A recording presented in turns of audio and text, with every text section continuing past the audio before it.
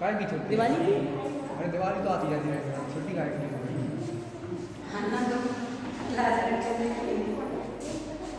हाँ मैडम पढ़ाओगी तो मैं रो जाऊंगा। तुम तो बहुत पढ़ते हो, रो दिखता है मुझे कितना पढ़ते हो। जैसे हमारे बच्चे मेरे क्लास में हो गए तो फिर आठ नहीं। 10 और हो गया वाला सही हो।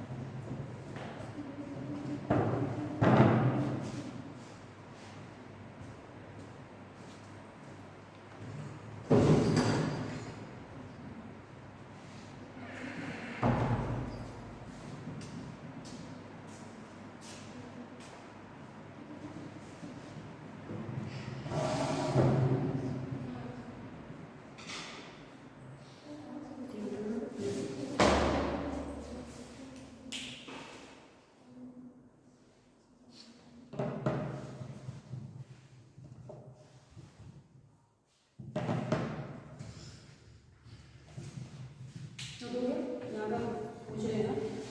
सोसाइटी में क्या आएगा आपका? सामाजिक आएगा, राजनीतिक आएगा, आर्थिक, वैज्ञानिक और नैतिक।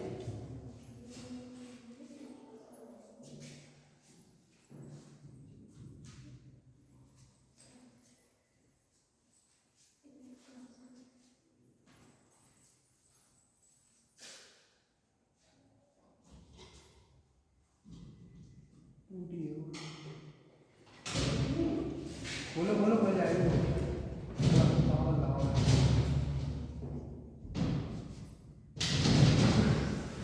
कहाँ चल रही हो तो हो गया नो? हाँ, ये राजनीतिक लिख दिया। तीसरा आर्थिक है, चौथा वैज्ञानिक एवं प्रौद्योगिकी,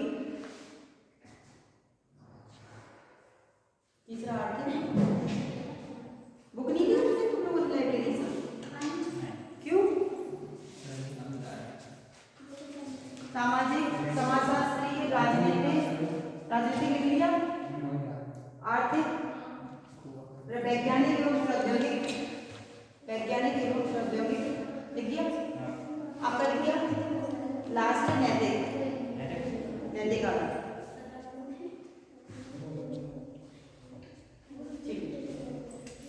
हमें सबसे पहले क्या पढ़ना है? शिक्षा के उद्देश्यों की आवश्यकता और पहले इसका हमें कॉन्सेप्ट पता होना चाहिए कि क्या है। ठीक है, ये उद्देश्य क्यों बनाए शिक्षा के? शिक्षा तो सभी जानते हैं क्या होती है, जानते हो ना शिक्षा के बारे में? अभी हमने पिछले चैप्टर में क्या क्लियर किया था आपको? सबसे पहले जो फर्स्ट चैप्टर है आपका, उसमें हमने क्या बताया था कि प्राचीन समय की शिक्षा कैसी थी, किस तरीके से चल रही थी। ठीक है, तो प्राचीन समय में हम लोग शिक्षा गुरुकुल द्वारा प्राप्त करते थे, ये हमने समझाया था। और दूसरी बात, उतने ही एज की लिमिट की होती थी, शिक्षा की हमारी लिमिट होती थी, उसका हमें कोई आगे का प्रारूप नहीं था कि हम आगे भी ग्रहण कर सकते हैं।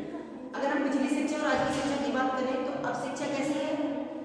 अब कोई लिमिट है शिक्षा पर? आपकी ना कोई आयु पर लिमिट है, ना ही एजुकेशन पर लिमिट है। पहले के में लिमिट होती थी, 12 वर्ष तक आप शिक्षा ग्रहण करते थे, उसके बाद आप शिक्षा ग्रहण नहीं करते और अपने अपने काम पे हो जाते थे। तो हम पहले गुरुकुल में रहकर ही वही शिक्षा करते थे। शिक्षा में क्या होता था? काम वगैरह सिखाया जाता था, एक यूनिटी बनाई जाती थी, संगठन होता था ना कि छात्रों का, बच्चे बैठ लेकर काम करते थे, लकड़ियां पेड़ पे तोड़ के लानी, ये शिक्षा होती थी पहले। ये वाली शिक्षा तो होती नहीं थी। पहले शिक्षा क्या होती थी? आपको जंगल से काटने के लिए लकड़ी दे दी, कोई गुरुजी ने आपका काम दे दिया, कोई एक टास्क दिया कि कौन बच्चा पहले कर सकता है। अब आज की शिक्षा में हर एक चीज चेंज हो गई है। सेकेंड चैप्टर में हमने आपको बताया था शिक्षा का अर्थ और परिभाषा। ठीक है, अब हमारा थर्ड है शिक्षा के उद्देश्य कि इन उद्देश्यों के में आवश्यकता क्या है। प्रस्तावना में अगर हम देखें तो शिक्षा की प्रस्तावना में हम देखें तो शिक्षा का काम क्या है? शिक्षा का, हम शिक्षा क्यों ग्रहण करते हैं बताओ? अगर मैंने आपसे कहा कि हमें शिक्षा की क्यों जरूरत पड़ती है और हम इसे क्यों प्राप्त करते हैं, कुछ भी अपने मन से सोचो। शिक्षा के बारे में तो कोई टॉपिक डिफिकल्ट तो नहीं है। हमें क्यों जरूरत होती है शिक्षा की? बोलो। शिक्षा से हर काम होता है और शिक्षा से कुछ भी आगे कर सकते हैं। आप बताओ, बोलो, एक करके सोच के बोलो। कहीं आपको स्टेज पे बोलने दे दिया कि चलो ये शिक्षा के बारे में कुछ बताएंगे, तो आप क्या बताएंगे? कुछ नहीं, खड़े होकर भगाएंगे। फिर आपका पढ़ाई करने का फायदा क्या है? अगर आप उस चीज के बारे में नहीं एक्सप्लेन कर पा रहे तो फिर एजुकेट होने का फायदा क्या है? सामने वाला इंसान कुछ नहीं जानता, आपको उसको कैसे समझाना पड़ेगा? क्या समझाएंगे उसको शिक्षा के बारे में? वो एक बंदा कह रहा है कि हमें पढ़ना नहीं है, हमें नहीं पढ़ाई करनी है, हमें तो काम करना है, तो तुम उसे शिक्षा के बारे में क्या समझाओगे? बोलो। नहीं, only first semester student, no given answer any semester. चलो फर्स्ट सेमेस्टर के बच्चे बोलेंगे बस। पीछे क्यों नहीं आएगा? आपसे हमने कहा कि हमें शिक्षा के बारे में बताइए, हमें शिक्षा नहीं करनी है, हमें नहीं करनी पढ़ाई। Not given answer. पीछे नहीं आ रहा है किसी को, इतनी सीधी सरल नहीं आ रही है। चलो कौन दे सकता है? अंजनी, चलो अंजनी बताएंगे। शिक्षा इसलिए आवश्यक होती है हमें क्योंकि शिक्षा के द्वारा हमारा सर्वांगीण विकास होता है। और पीछे और कोई बताएगा? एक ने बता दिया पॉइंट प्लस में, दूसरा कोई बताएगा? शिक्षा है जो अपनी लाइफ रहती है उसका सबसे बड़ा मतलब शिक्षा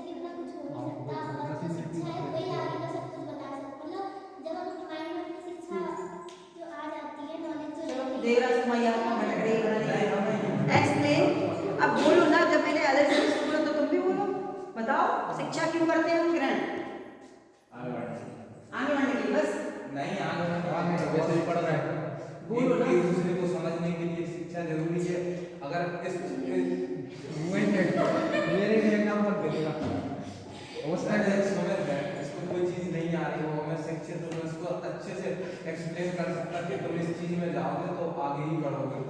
कुछ जैसे अनशिक्षित लोग रहते हैं जैसे ये सोचते हैं कि मेहनत करके 4 पैसे कमा लेंगे और हमारा घर का रोजगार चल जाएगा। ये तो हमारी खुद की पर्सनल चीज है। अगर आपका एम है डॉक्टर बनना, शिक्षा का मेन उद्देश्य होता है लक्ष्य को प्राप्त करने के लिए प्रेरित करना। अगर आप डॉक्टर बनना चाहते हैं, इंजीनियर बनना चाहते हैं तो ऐसे बन जाएंगे। तो उसके लिए में क्या होती है शिक्षा की, यानी इसका मेन उद्देश्य है लक्ष्य को प्राप्त करना और उससे प्रेरित होना। ठीक है, जब तक आपका एक लक्ष्य नहीं होगा आप शिक्षा की तरफ ध्यान नहीं देंगे। अगर आपका एक लक्ष्य है, आपने कर लिया कि मुझे ये काम करना है, मुझे पुलिस बनना है या सपोज आपका जो भी एम है, तो उसको प्राप्त करने के लिए हमें शिक्षा की तरफ जाना होगा और शिक्षा में प्रेरित करती है कि अपने लक्ष्य की तरफ कैसे आगे बढ़ सकते हैं।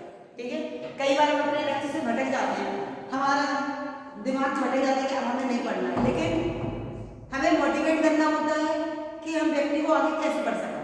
ठीक है, बढ़ाने के लिए तो उसको जब तक मोटिवेट नहीं करेंगे जब तक वो अपने लक्ष्य को प्राप्त करने के लिए आगे नहीं बढ़ेगा। कभी कभी हम हार जाते हैं अपने लक्ष्य से, फिर हम सोचते हैं अब हमें आगे नहीं बढ़ना है, हमारा पेपर नहीं निकल रहा है, हमने 2 बार देख लिया, हम नहीं पेपर कठिन आ रहा है। हमें अपनी कमियां देखनी होती है कि हम कहाँ कमी कर रहे हैं, क्यों हमारा नहीं निकल रहा है, वहाँ पे हमारे क्यों मार्क्स कम आ रहे हैं, तो हम उस विषय को पकड़ के रहेंगे। तो अपने लक्ष्य को प्राप्त करने के लिए शिक्षा हमें क्या करती है, प्रेरित करती है। ठीक है, यही शिक्षा का मेन उद्देश्य भी माना जाता है। आगे समझ में काम वाम तो फिर हमारे चलते रहेंगे। पीठ बनने के लिए तो मेहनत काफी लेकिन तो मेहनत करने के लिए उसके लिए भी तो आपको एजुकेट होना जरूरी है, जब तो काम में लगे। अब मान लो जैसे एक देखा जाए तो कृषि हमारा एक व्यवसाय है। ठीक है, हमने मान लिया कृषि भी एक व्यवसाय है जो आज के जमाने में हर कोई करता है। कृषि एक हमारा व्यवसाय ही माना जाता है, भले ही काम कृषि कैसा व्यवसाय जो हमारी खुद की आवश्यकता भी और एक व्यवसाय होता है। बट अगर किसान पढ़ा लिखा नहीं है, हम जानते हैं कि किसान तो पढ़ा नहीं है वो कैसे व्यवसाय करता है, लेकिन कभी कभी किसान को ये चीजें नॉलेज नहीं होती कि हम कृषि को कैसे और ग्रो कर सकते। अगर वो शिक्षित होगा, उसको हम बताएंगे कि आप क्या कमी कर रहे हैं अपने व्यवसाय में, आपका व्यवसाय क्यों आगे नहीं बढ़ रहा है, क्यों उसमें हमें प्रोसेस नहीं मिलती। मान लो वो सोचता है कि हमारी खेती इतनी हो कि हम खूब ग्रो भी कर सके और सेल भी कर सके जिससे हमारा इन्वेस्ट और भी हो, लेकिन वहाँ पे कमी क्या करता है, उत्पादन की तकनीकी प्रक्रिया का यूज कर ले। तो इसको जब बताएंगे, पढ़ा होगा तभी तो, अच्छी से पढ़ने के पढ़ा लिखा नहीं है, हमने बोल दिया कैसे कर लो, जहाँ कुछ और लिखा हो वो बेचारा वही करके बैठ जाएगा। तो उसको ये चीजें नॉलेज होनी चाहिए ना। तो कृषि भी हमारा सबसे इम्पोर्टेंट व्यवसाय है।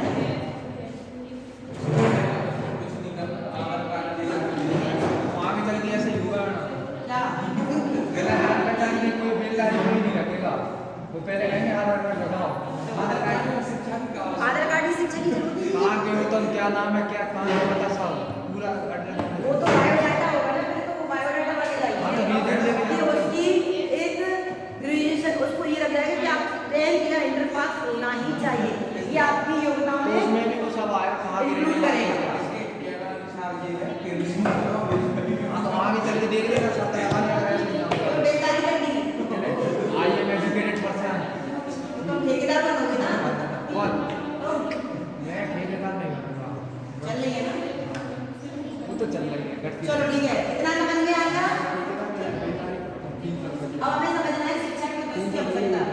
जैसे अगर हम करें उद्देश्य का, इसको हम जोड़ दें, इसका हम संनिवेशित कर दें, उद्देश्य बहुत अलग हो जाएगा और देश अलग हो जाएगा। हम संधि तोड़ दें तो वर्ड निकल जाते हैं ना। ठीक है, तो उद्देश्य का मतलब क्या है, उदय आएगा, क्या होता है और क्या मिला। खुद का मतलब है आगे बढ़ना। सुनाई दे रहा है पीछे, नहीं समझ में आ रहा, सुनाई दे रहा है ना, ठीक है। और इसका मतलब है, इसका मतलब है आगे।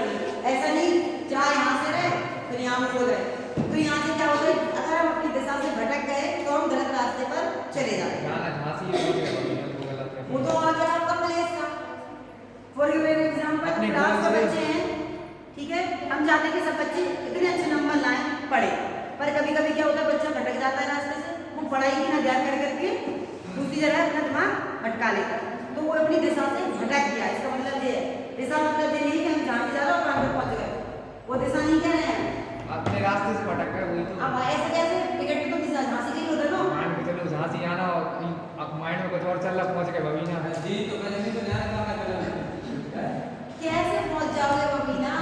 हमने केमिस्ट्री पढ़ा नहीं क्या, पानी में तो स्कूल में मौसम ले रहा है, तुम बड़े हो ना, जगह का काम लिखना चाहिए, सो जाओ तो चले जाओ, ये कहो कब सो गए, उसने बोला था तुम अपना पढ़ नहीं पा रहे, जैसे तो पीछे रह गए, दूसरे एंड में फंसे हो, यही तो है बस हो गई तो ये बात करने के लिए मौका दे दो बस, इधर थोड़ी बात तो कर कोई गलती नहीं है, बाकी क्लास बाहर जाओ, मैं तो पढ़ा रहा था, किसी ने भटका दिया। हाँ ठीक है, हमें यहाँ तक समझ में आ गया, ठीक है, अब हमें क्या पढ़ना है, शिक्षा के उद्देश्यों के निर्धारण। सबसे पहले दिया है इन्होंने दो पार्ट में बांटा गया है, उद्देश्य का निर्धारण अपने आधार पर करते हैं, व्यक्ति के आधार पर और एक समाज के आधार पर। व्यक्ति में क्या रहेगा हमारा, जैविक, व्यक्तित्व और मनोवैज्ञानिक। तो अगर हम जैविक को बताएंगे, जैविक दृष्टि से बौद्धिक प्राणी है, अतः शिक्षा के उद्देश्यों का निर्धारण बालक के मूल स्वभाव और विशेषताओं का ध्यान रखकर करता है। जैविक पश्चात है जिसका शिक्षा सामाजिक, सांस्कृतिक और नैतिक अस्तित्व को प्रमोट करता है। जैविक का मतलब ये है कि हम बालक को शिक्षा क्या करेंगे, बाल्यकाल से देना स्टार्ट कर देते हैं, ठीक है। अगर बच्चे को हमने जन्म से नहीं बताया शिक्षा के बारे में, तो वो क्या होगा, फिर एक जानवरों की भांति बर्ताव करेगा, ठीक है।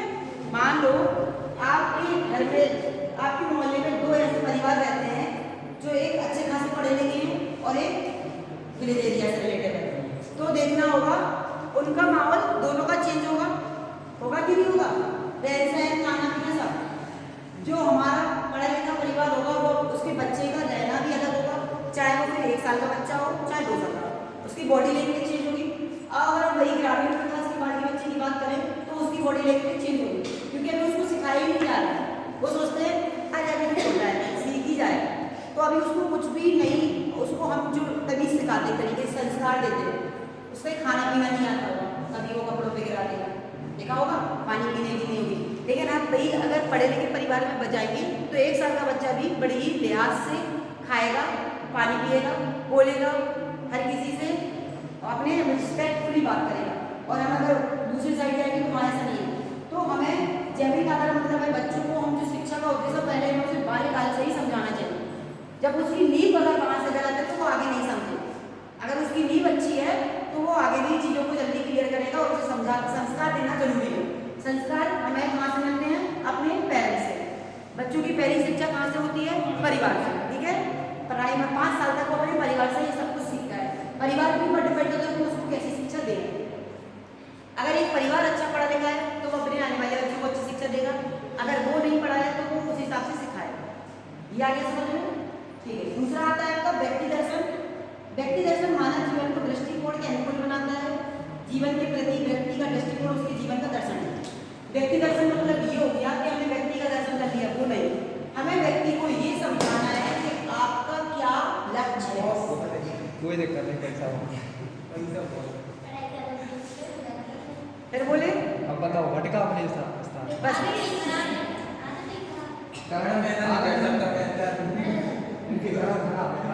चुपचाप बैठ जाओ और काम करो,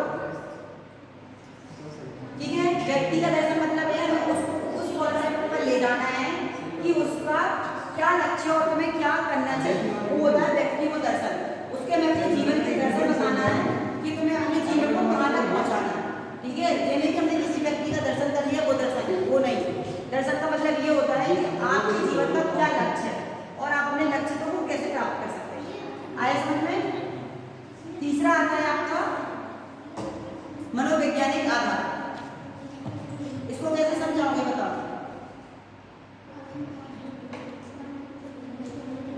मनोविज्ञान आधार में कैसे बताओ, ये क्या होता है। फिजिकल एजुकेशन क्या है, मनोवैज्ञानिक, उसके आधार पर चलना। फिजिकली यानी अगर हम इसको तोड़ दें तो मनुष्य हो गया मन, मन का विज्ञान,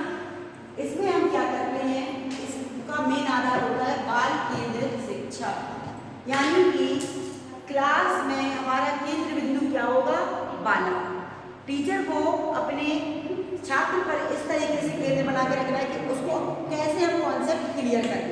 अगर बच्चे का मन पढ़ाई में नहीं लग रहा है तो हमें उसको ये देखना होगा क्यों, क्या कमी है कि वो अपना दिमाग नहीं लगा रहा है। हमें बच्चे की रुचियाँ जाननी होगी। हम जितने ईजिली से उसे समझा सकते हैं। अब आपने देखा होगा पहले क्या नर्सरी स्कूल होते थे, नहीं, डायरेक्ट एक क्लास में पहुँचा दिया। कुछ बच्चे पढ़ रहे हैं, ठीक है, कुछ बच्चे नहीं पढ़ रहे हैं, नहीं के मन नहीं पढ़ रहे हैं, घर पे बैठे हैं। तो शिक्षा नीति क्या कहती है कि हमें बच्चों को इंटरेस्टिंग तरह से पढ़ाना है। कैसे? अगर बच्चे का मन पढ़ाई में नहीं है, उसका किसी और में रुचि है, तो हम उसे वो सिखाएंगे। मान लो कोई बच्चे संगीत सीखना चाहता है तो हम उसके अंदर की क्या करेंगे, अंदर की एक जो अंदर की उसकी एबिलिटी है वो जागृत करेंगे। अगर तुम्हें संगीत सीखना है तो हम तुम्हें संगीत में ज्ञान देंगे, तुम्हें संगीत के बारे में बारीकी बताएंगे। हो सकता है तो बच्चे आर्टिस्ट बन जाओ, संगीतकार बन जाओ। किसी बच्चे को बाली बजाने का शौक है तो हम उसको वो सिखाएंगे, ठीक है। नहीं पढ़ना है तुम्हें किताब नहीं, लेकिन हम बच्चों को शिक्षा से जोड़े रहेंगे, उसको ये बताएंगे तुम कैसे कर सकते हो, किताबों से तब भी जोड़ा है। तो मेन उद्देश्य क्या होता है, मनोविज्ञान क्या कहता है कि हमें शिक्षा में बालक को केंद्रित मान के चलना है। बालक हमारा केंद्र बिंदु है। शिक्षा को उसके जो उसको आना चाहिए वो हम उसको देखेंगे। उसकी नैतिक प्रवृत्तियाँ, उसकी योग्यताएं, उसकी क्षमताएं क्या क्या है। आपने देखा होगा प्रधानमंत्री को रोजगार योजना इसलिए शुरू होती है, इसलिए तो होती है कि आपके अंदर क्या योग्यता है, आप अपनी योग्यता को कैसे, आपके अंदर की जो स्किल है वो कैसे बाहर ला सकते हैं, हम आपको सिखाएंगे। हो सकता तो एक गाँव में आपने देखा होगा जिसके अंदर एक्टिव कला होगी वो कहीं से भी लेकर के आ जाएगी, ठीक है। कोई बच्चा चित्रकार है, हमें उसको सिखाना नहीं कर लेगा, लेकिन कभी कभी क्या होता है चित्रकार भले ही चित्र बना ले, लेकिन उसको कभी कभी उस चित्र में भी कमियां कर देता है। अगर उसको अच्छे से समझा दिए ये चीज़ ऐसे करो तो तुम्हारी चित्र और अच्छे से निखरेगा, ठीक है। गाना गाना आता है तुम्हें, लेकिन हम उसको सिखाएंगे कि इस तरीके से तुम अपने अंदर ये रखो तो और आएगा। तो आपके अंदर जो स्किल होगा उनको हमें समझाना होगा, आपको आपकी क्षमताओं के बारे में बताना है, आपकी रुचियाँ क्या हैं, आप किसमें इंटरेस्ट है वो हमें रखना है। तो नई शिक्षा नीति में हमने सब्जेक्ट बढ़ाए, अलग अलग तरीके के सब्जेक्ट रखे। कई लड़कियों को पढ़ने का शौक नहीं है, वो ब्यूटी पार्लर में कोर्स करना चाहती हैं, तो मुझे हमने इसलिए शिक्षा नीति में ब्यूटी पार्लर का कोर्स क्यों रखा कि लड़कियां अगर इस कोर्स में आगे बढ़ रही हैं तो वो विदेश में जाकर अपना कर सकती हैं, पैसा कमा सकती हैं। मेन होता है शिक्षा से अपना धन उपार्जन करना, तो हम उनको सिखाएंगे। कोई हेल्थ केयर से जुड़ना चाहता है तो उन्हें हेल्थ केयर में रखेंगे, किसी को और किसी में शिक्षा करनी तो हम ये सब चीज़ें इंक्लूड करेंगे। आया समझ में? ये सब क्लियर हो गया। अब आता है हमारा सोसाइटी। सोसाइटी क्या कहती है? समाज। शिक्षा का उद्देश्य का निर्धारण समाज के आधार पर भी होता है। कैसे बताओ?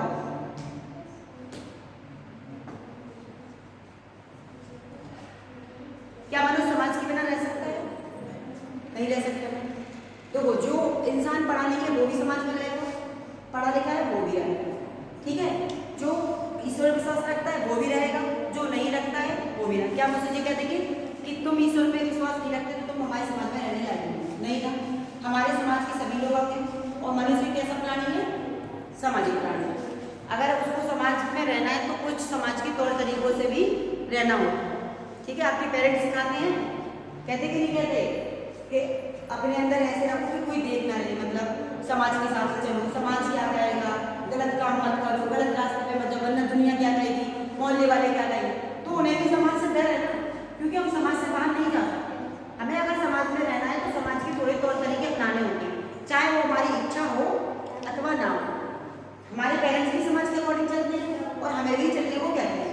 तो समाज में जैसे आपका आता है उद्देश्य का निर्माण क्या है कि समाजशास्त्रीय आधार। समाजशास्त्रीय आधार का कहना है कि मानव इतिहास की शक्ति वही है, समस्त मूल्यों का स्रोत, समस्त घटनाओं का प्रारंभ करता है, समाज में रहता है और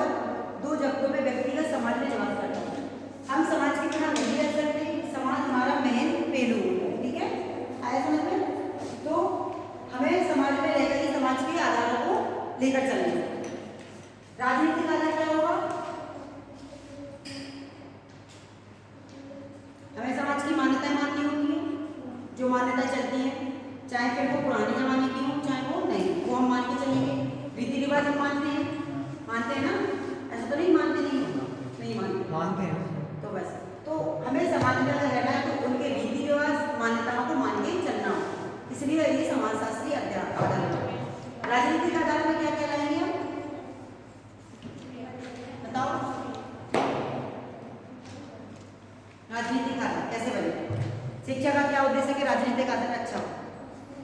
राजनीति में मतलब अच्छा होना चाहिए। अगर बच्चे पढ़े लिखे होंगे, हमारे जो युवा पढ़े लिखे होंगे, तभी तो राजनीति अच्छी से चलेगी। हमें सरकार बनानी है। हाँ, आपने समझाया था कल ही परसों तो समझाया था नेता नगरी के तब भी बारे में। भूल रहे। कहाँ भूले, आपने बताया नहीं, आपने बताया नहीं था प्रधानमंत्री 1 करोड़ दिए नेता धीरे धीरे वो तो हमने सर्कल अलग समझाया। वो वही उन्हें एजुकेटेड थोड़ा होना चाहिए जिससे तो हमें एजुकेट होना जरूरी है, तभी एक अच्छे समाज का विकास होगा।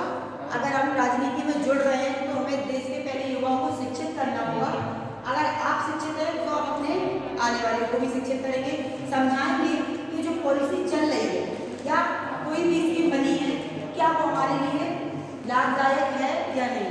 जो हमारे लिए स्कीम बनाई गई है, स्कीम यानी हम स्कीम बोल रहे हैं, स्कीम का मतलब क्या है पता चला, हम बोल दिया तो समझ में ना आए वर्ड, उसका वर्ड का भी तो कॉन्सेप्ट पता होना चाहिए ना। स्कीम का मतलब क्या होता है? हर चीज़ की एक स्कीम बना के चलना चाहिए। स्कीम तो वही, स्कीम का अर्थ स्कीम का कुछ नहीं मतलब है। होता है योजना, हर चीज़ की योजना बना के योजना। आपके लिए जो योजनाएं बनाई जाती हैं, देखा है अभी मोदी ने कितनी योजनाएं करी, लाडली बहन योजना है, बेटी बचाओ बेटी पढ़ाओ योजना। अरे योजना का मतलब क्या होता है? सही बात। योजना का मतलब क्या है? किसानों के लिए घर काम कर देते हैं, ठीक है। एक आती है आपकी शिक्षा छात्रवृत्ति योजना क्यों शुरू की गई बताओ? नहीं हम छात्रों को अगर स्कॉलरशिप को कुछ हो जाएगा क्या पढ़ेंगे नहीं छात्र? तो फिर हमने छात्रवृत्ति योजना शुरू की थी, फिर पढ़ेंगे तो नहीं करते कुछ क्या। जैसे कि एक तो मेन उद्देश्य इसका हो गया कि बच्चों को पढ़ने में रुकावट ना आए, ठीक है। कभी कभी उनकी फाइनेंशियल प्रॉब्लम यानी जो आर्थिक स्थिति वो ठीक नहीं रहती, जिससे बच्चे पढ़ने में आगे नहीं बढ़ पाते। एक दूसरा उद्देश्य ये होता है, हमने छात्रवृत्ति योजना इसलिए शुरू की थी, जो प्राइमरी विद्यालय होते हैं, मिडिल विद्यालय होते हैं, उनमें गाँव में जो बच्चे रहते हैं, माँ बाप क्या कहते हैं कि हमारे पास पढ़ाई के लिए पैसे नहीं है। अगर बच्चों का प्राइमरी और मिडिल क्लास नहीं क्लियर है तो वो हाई स्कूल नहीं कर सकते। हमें उनको 8 तक निःशुल्क शिक्षा देनी है जिससे पढ़े। फिर भी पेरेंट्स नहीं भेजते हैं, कहते हैं हमें नहीं पढ़ाना, गाँव दूर है, घर स्कूल दूर है, जाने के लिए मेरे पास साधन नहीं है। हमने कहा तुम्हें किताबें दी, हम लोग अवेलेबल करा रहे हैं, आपको पढ़ाओगे? वो कह रहे नहीं। तो माता पिता क्या होते थोड़े लालची होते, वो सोचते अपने तो हमने कहा बच्चों को छात्रवृत्ति दे रहे हैं, अब तो आओगे। अब माता पिता क्या कह रहे हैं, अरे फ्री के पैसे मिल रहे हैं, किताबें मिलेगा नहीं है, तुम्हें पैसे तो मिल रहे हैं, तो हम पैसों के चक्कर में बच्चों को भेजेंगे। अगर विद्यालय बच्चा आ गया, हमारा कर्तव्य है कि हम बच्चों को शिक्षित देंगे। जब बस मेन हमारा उद्देश्य होता है कि बच्चा स्कूल आए, स्कूल भेजने का मतलब ये नहीं कि उसे चले, उसको व्यवहार में परिवर्तन उसके लाएंगे, उसके उद्देश्य बताएंगे कि तुम क्या कर सकते हो। बच्चों को घर पे रह के बता नहीं सकते कि बच्चे के अंदर क्या कला है। अगर वो विद्यालय आएगा तो एक शिक्षक समझ सकता है कि उसके अंदर क्या कला है और वो उसको विद्यालय आना जरूरी है। तो मेन होता है छात्रवृत्ति योजना का यही मतलब कि बच्चे के अंदर की कला को निखार सके, ठीक है। ये नहीं कि हमने माता पिता की हेल्प कर दी, हम कितनी हेल्प करवाएंगे, हमने चलो 8 तक पढ़ाई दे दी, बेटी का दे दी, क्या आने की पढ़ाई ऐसे हो पाएगी? नहीं ना। तो इसके लिए यही होता है। बातें क्यों होने लगी? आए थे समझ में? तो राजनीति में क्या होगा, अगर आप शिक्षित हैं तभी आप अपने समाज का विकास करेंगे और तभी एक अच्छी सरकार बनेगी, ठीक है। अच्छे नागरिक का विकास होना, कुशल नागरिकता का विकास होना, सामाजिक दलों का विकास होना, ये शिक्षा का मेन उद्देश्य होता है। तीसरा क्या आएगा आपका, आर्थिक आधार। इसको कौन समझाएगा? अब ये तो समझा सकते हो। शिक्षा का उद्देश्य आर्थिक आधार पर क्यों रहा? हम इसे ऐड नहीं करते, हमारा उद्देश्य आर्थिक आधार पर ना जाए तो शिक्षा ने क्यों आर्थिक उद्देश्य, इसको मैंने समझा कि आर्थिक आधार भी क्लियर होना चाहिए। क्यों? अपने मन से बोला करो, कुछ भी इतना तो आता है समझ में कि शिक्षा को उद्देश्य क्या है। बताओ आर्थिक आधार में क्या बताया जाए? आर्थिक आधार में आवश्यकता है, आर्थिक आधार में तो आवश्यकता ही है। वो तो ठीक है, आवश्यकता हो गई, आर्थिक आधार में आवश्यकता ही नहीं बस, तो आवश्यकता तो हमारी रहेगी। शिक्षा का उद्देश्य की आवश्यकता, हमें क्यों उनकी उद्देश्य की आवश्यकता पड़ी? हमें मान लो आप घर चलाते हैं, ठीक है, हम घर चलाने के लिए क्या उद्देश्य रखते हैं कि घर को मेंटेन करेंगे, ये उद्देश्य में तो आएगा। हमारे पेरेंट्स क्या प्लानिंग बनाते हैं, बजट कैसे क्लियर करना है। एक हमारा ये उद्देश्य रहेगा कि हमें बजट को बना के रखना है। हम फिर उसमें इंक्लूड करेंगे फीस में इतना खर्च करेंगे, ठीक है, कपड़े पहनने में इतना खर्च करेंगे, खाने पीने में। और हम क्या उद्देश्य रखते हैं कि हमें 25-30 हज़ार रुपये चाहिए हैं, तभी हम अपना घर का खर्च चलाएंगे। तो ऐसे ही शिक्षा के उद्देश्य में आर्थिक आधार आया। इसका मतलब ये है कि हमें उत्पादन को कैसे करना है। अगर उत्पादन अच्छा होगा तभी आर्थिक स्थिति सही बनेगी। जितना ज़्यादा उत्पादन होगा उतनी ज़्यादा आर्थिक स्थिति बनेगी। लोग बेरोजगारी से दूर जाएंगे ना। उत्पादन अच्छा है तो रोजगारी के स्तर खोलेंगे। हम कोई भी शॉप खोलेंगे अकेले के लिए नहीं खोलते ना। हमने एक दुकान खोली तो हम एक लड़के को भी रखेंगे, उसको कुछ मिला, क्यों उसको रखेंगे, उसको हम पैसे देंगे, उसका रोजगार भी हो गया और उसका काम भी चल गया। अब उसको भी मदद हुई आर्थिक स्थिति में और हमारा भी काम बना। अगर हम कोई भी उत्पादन करते हैं, व्यवसाय करते हैं, तो जितना ज़्यादा प्रोग्रेस कैसे करेंगे, शिक्षा के द्वारा, ठीक है। जैसे उत्पादन व्यवसाय बढ़ेगा हमारे भारत का विकास होगा और भारत आगे की ओर बढ़ेगा। कम बेरोजगारी होगी, लोगों के पास खाने पीने की सुविधाएं होंगी, सब चीज़ होगी। ज़्यादा बेरोजगारी नहीं हो, बेरोजगारी बढ़ेगी तो क्या होगा, गरीबी आएगी, आर्थिक स्थिति खराब होगी। अब सरकार पैसा कहाँ से, चीजें महंगी करेगा ना। फिर तो जब लोगों की पूर्ति नहीं कर पा रहे तो वो क्या करेगा, वो सोचेगा लोग कम खरीदे, वो महंगाई कर देगा, यहाँ से पैसा मिलेगा फिर सरकार को, इसलिए महंगाई करती है। ये जब रोजगारी और गरीबी बढ़ती है तो महंगाई हो जाती है। अब लोगों के पास पैसे होंगे वो खरीद पाएंगे, जिनके पास नहीं होंगे तो यहाँ पे क्या होता है, जो हमारा माल है उसकी कमी, अगर माल में कमी हो जाती है तो महंगाई बढ़ती है, ठीक है। महंगाई तभी बढ़ती है जब माल में कमी हो पाती है, यानी उत्पादन में कमी आती है। अगर हमारे माल अभी देखते हो आप, प्याज महंगी हो जाती है, क्यों, क्योंकि उसकी शॉर्टेज होता है। 200 रुपए किलो पहुंच जाती है, कभी पहुंचेगी 400। पाकिस्तान में 400 चल रही थी प्याज, 400, हाँ 4000 नहीं, 4,000 रुपए किलो बहुत हो जाती है। 10,000 किलो टमाटर इतनी महंगी होगी पाकिस्तान में, उसका रुपये ही कम अपने भारत से। वो तो ठीक है, 4,000 रुपए किलो प्याज बहुत तुम महंगी बताओ। अपने हिसाब से जोड़ इतना नहीं, अरे तो कोई खाएगा अपने इधर की जो मेरे यहाँ पे 400 रुपए किलो पड़ेगा। हमारे यहाँ पे अगर 400 चल रही है तो वहाँ पे थोड़ा डबल जगह मतलब 4,000 270 रुपए किलो। वो 4,000 अरे नहीं जब इधर पे भी इधर पे 200 जब 200-250 पड़ गए तब उधर 4,000 तो 400-500 ज़्यादा नहीं। अरे 270 ही है, जनवरी की प्राइस बता। अरे जब की बात करें ना, महंगी हुई थी प्याज और टमाटर में, तो यहाँ पे जब चीज़ों में कमी हो जाती है तो सरकार क्या करती है, महंगाई बढ़ा देती है, ठीक है। तीसरा क्या आता है, वैज्ञानिक और प्रौद्योगिकी के आधार पर शिक्षा का उद्देश्य क्या होता है कि जो हमारी इंडस्ट्रीज है, टेक्निकल चीज़ें, प्रौद्योगिकी का मतलब टेक्निकल चीज़ें, हम जितना ज़्यादा इसका मतलब इसको बढ़ाएंगे या इसका विकास करेंगे तो और लोगों का भी काम आसान हो जाता है। जैसे अगर इंडस्ट्रीज नहीं आती मान लो, ठीक है, और टेक्निकल चीजें, अगर ये चीजें नहीं आती तो क्या कुछ असर पड़ता, बोलो। इंडस्ट्री जानते हो, औद्योगों का विकास, ठीक है, मशीनों का विकास, टेक्निकल यानी नई नई चीजों का विकास, क्या इनसे कुछ हमें असर पड़ा है? अगर इनका विकास हुआ तो कुछ असर पड़ा? कम समय में काम को आसान बना, ठीक है। कहीं कहीं हमें लेबरों की कमी पड़ती है तो हम क्या करते हैं, मशीनों के द्वारा। 35 मिनट हो गए। तो समझाए ना, ये तो पूरा क्लियर करना पड़ेगा ना। तो वैज्ञानिक और प्रौद्योगिकी आधार का मतलब होता है जितना हम ज़्यादा सीमित रहेंगे हम उतनी ज़्यादा टेक्निकल चीज़ें यूज करेंगे। अब हमने फैन का यूज करना सीख गए, ठीक है। अगर फैन नहीं होता तो हम क्या करते थे, हाथ की बिजली लगी, उसमें क्या होता था, हमारी बॉडी पार्ट्स भी यूज हो रहे हैं, पर एक लिमिट हो जाती है, हम बॉडी पार्ट को भी यूज ज़्यादा देर तक नहीं कर सकते, पेन होता है। क्योंकि मनुष्य मशीन जरूर है लेकिन उसके जो शरीर के बॉडी पार्ट है वो ज़्यादा देर तक काम नहीं कर सकते। कंप्यूटर एक मशीन है, उससे 24 घंटे काम कर लेंगे, कंप्यूटर की क्या आगे दर्द होगी नहीं, लेकिन मनुष्य के अंदर जो जीन्स पाए जाते हैं, जो स्वभाव है, जो हमारे अंदर सोना हंसना रोना, हम देखते हैं हमारे हार्मोन जो होते हैं, जो हमारे स्वभाव होते हैं, तो अलग अलग तरीके से होते हैं। हम 24 घंटे काम कर सकते हैं क्या? आपको सोने नहीं दिया जाए, आपसे कहे बस काम करो। मशीनों को खाना पीना नहीं होता, लेकिन मनुष्य एक अलग प्राणी है, उसको ये सब चीज़ें जरूरत होती है, तो वो 24 आवर्स काम नहीं कर सकता। मनुष्य ने अपने समय की बचत के लिए ही टेक्निकल चीज़ों का प्रयोग किया। कंप्यूटर से ज़्यादा समय में काम करने के लिए, टेलीफोन का यूज हम किस लिए करते हैं? एक ही सेकंड में दूसरे तक अपनी कम्युनिकेशन पहुँचाने के लिए। गर्मी लगे हुए पंखा चालू कर दिया, ठीक है? तो ये सब चीज़ें क्या होती हैं? वैज्ञानिक प्रौद्योगिकी अगर कैसे बदलेगा, इसमें हमें शिक्षा को उद्देश्य क्या है कि हमें और लोगों को शिक्षित करना होगा, जिससे नई चीज़ों का विकास हो पाए।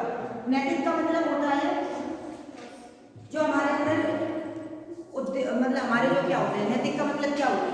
नैतिक चीजें कैसे बदलेंगी? बोलो क्या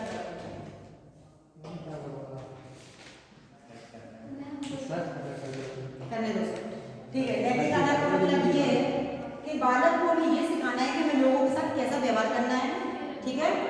आपके अंदर नैतिक गुण नहीं होंगे, मान लो कभी कभी बच्चे होते हैं कि थोड़े बड़े लोगों से अनरिस्पेक्टफुली बात करते हैं, उनके अंदर लिहाज नहीं होता है, तो हम कहते हैं कि तुम्हें क्या सिखाया गया है, तुम्हें बड़ों से बोलने की तमीज़ नहीं। तो अगर हम नैतिक आधार पर ये देखें कि बच्चों को किस तरीके से शिक्षा दें कि वो अपने और दूसरों के लिए ढंग से व्यवहार करें, उसके बौद्धिक विकास जरूरी है, ठीक है? ये समझ में आ गया? होमवर्क में बोल दे रहे हैं, होमवर्क लिखो, कल हम क्या पढ़ाएंगे, पढ़ के आना।